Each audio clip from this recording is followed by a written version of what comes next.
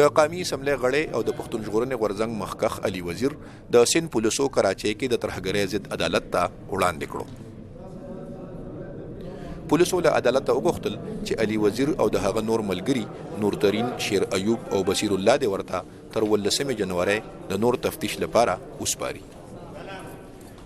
عدالت د پولیسو غوښتنه ومنله او د دسمبر تر 13 یاد کسان پولیسو ته په ریمانډ ورکړل.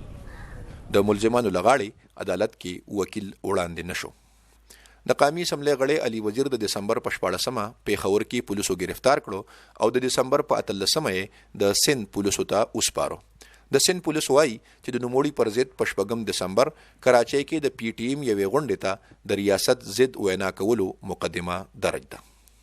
پښتون ژغورنې غورځنګ د علي وزیر او د نورو ملګرو گرفتاری غیر قانوني بللې ده او پر ضد یې احتجاجي تحریک پیل کړی دی.